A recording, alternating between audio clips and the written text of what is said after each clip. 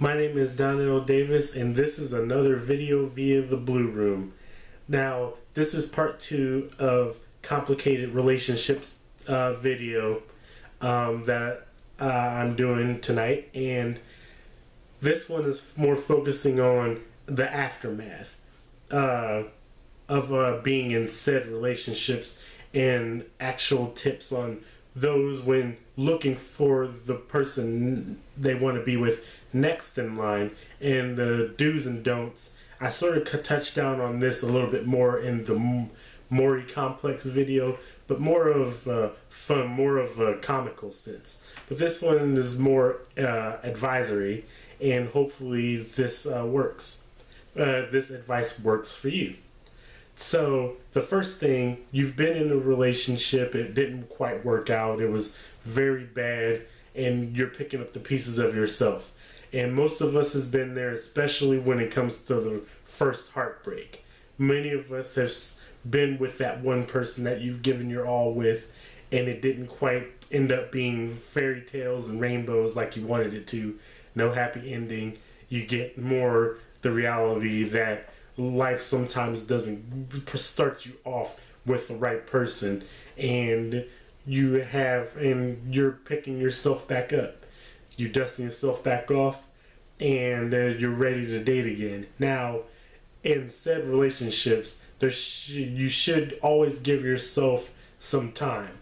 So my first advice is, if you're in a relationship and you meet someone, they're somewhat still semi-talking to their ex. Now, this isn't an immediate me saying you not to pursue it, but definitely give yourself a shade bit of distance. Casual conversation usually will come up, and a few signs that I've personally come across that is always alarming, and it determines whether or not I put up the red flags. Now, the first thing is, if exes get mentioned, brought up, if the person you're interested in brings up a particular ex without you ever talking about that sort of history, it's probably best to give yourself a good distance from this person, because what you don't want happening to you is being swept up into something that you really have no idea about what's happening.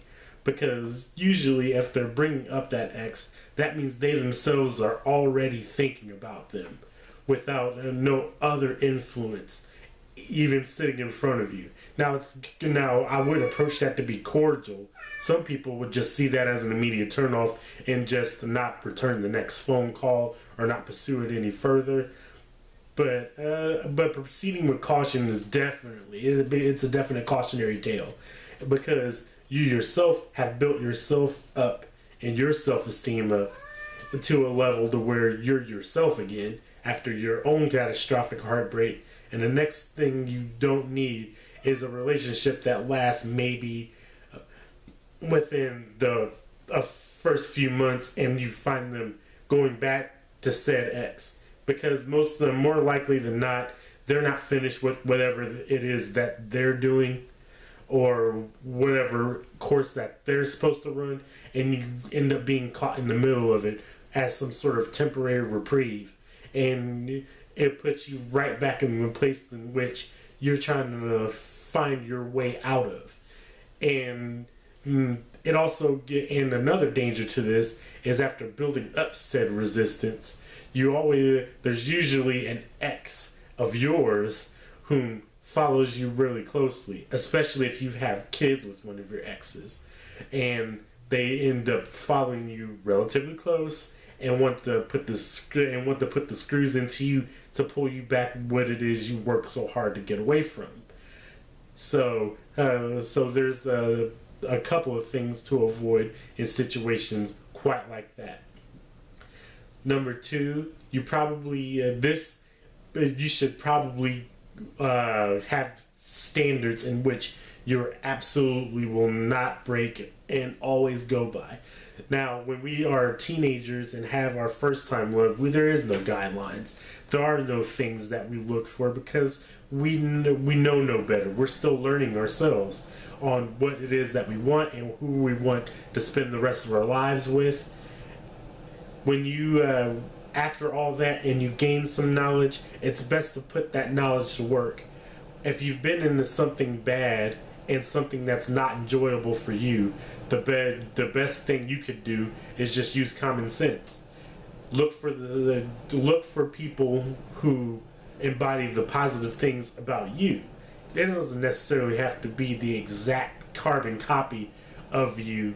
Just someone who shares your same wavelength, shares your same drive in life, and such like that. As I mentioned in the previous video, it always helps if you have someone who will help uplift you, and that is the ideal mate for anyone to be with, because really there's no such thing as a perfect relationship.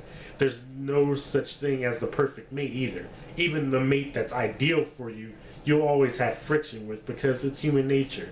Things that we all change, we're all ever growing, and things will get on each other's nerves, and we all have our faux pas that cause us to have cause conflict. It just happens, and it shouldn't be a turnoff.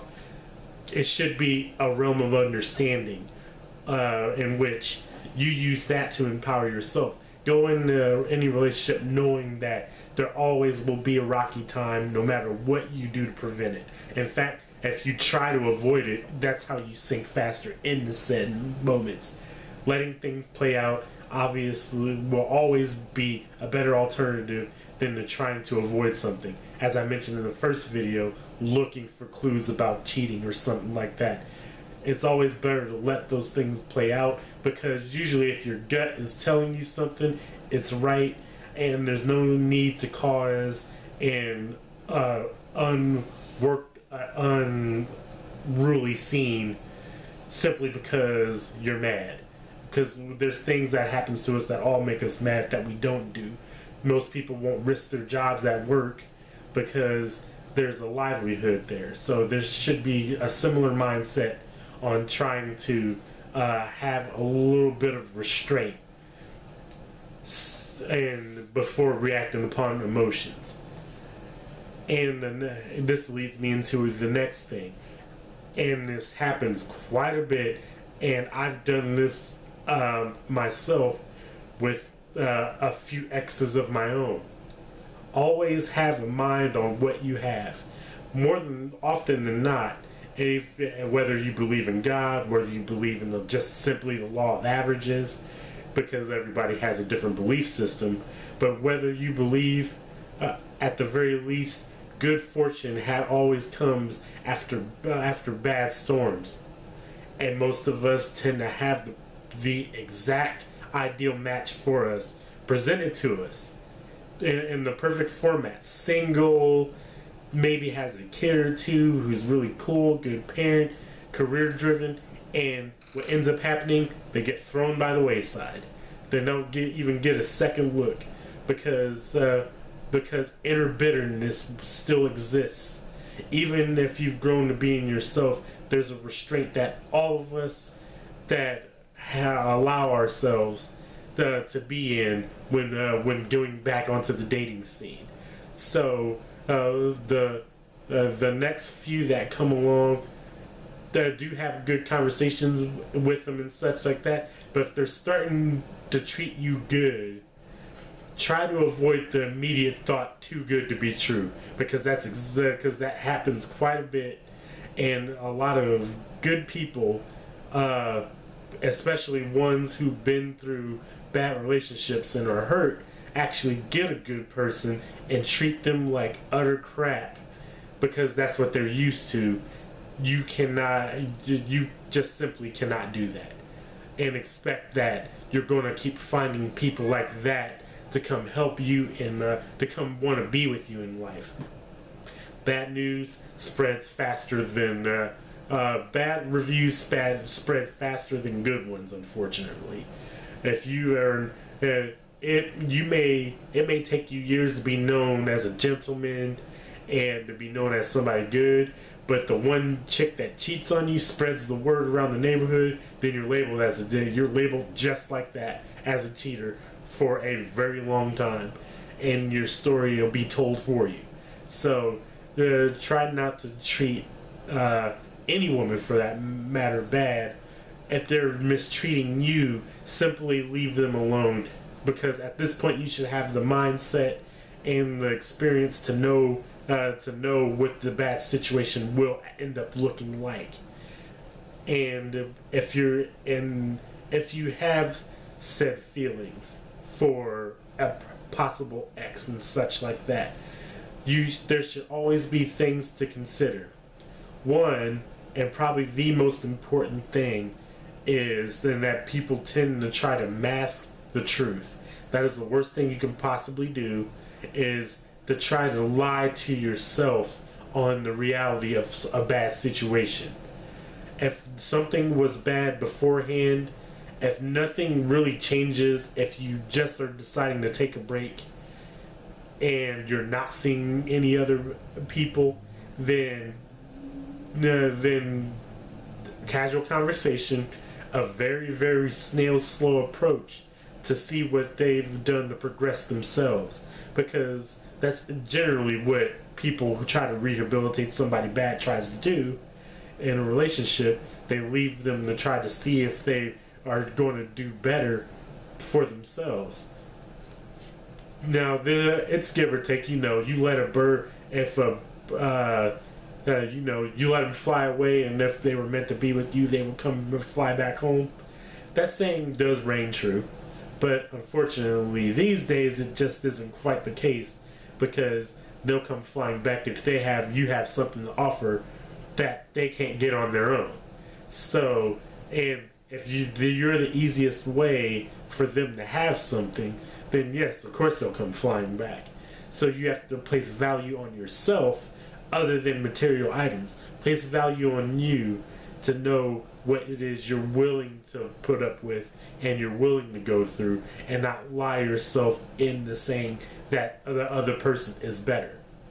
Or just time apart is rehabilitated them when you're really succumbing to just being lonely. And that is the next topic that I will like to discuss, and that is, if you are feeling lonely and you start hankering for that ex, then probably is now a good time to maybe keep a friend on standby. Maybe someone who didn't quite work out, a friend with benefits. As long as you can keep it that way, you can have a good time without necessarily having to have any sort of real connection, especially if you're in the recovery stage and you're not quite ready to date. Now, I do suggest it should be a 3-hit maximum. Never allow this at 3 hits within a short time span, and then you should always space it out. It's almost like having good drinks. It's always better if you indulge a little bit, then space at a time, then space with some sobering time, and then go back at it again. Or make it a habit to where it's maybe a once a week thing, and in complete agreement. And make sure that if you do have a friend with benefits, and notice I said friend, you probably don't want plural on that, because the more you have, then your own temperament will change into something a little bit outside of yourself, and that's not what you want to do. So have your friend that you just have every so often help you through those cold light nights when things get a little bit at their loneliness, and restore yourself, and everything will be fine once again. And so hopefully this advice will help those whom have been in bad relationships recover. And if if this advice helps you, I hope it does. I thank you for watching. If you made it to the end of this video, I give you 2 likes. And you, everyone, have a good night. Thank you. Please subscribe.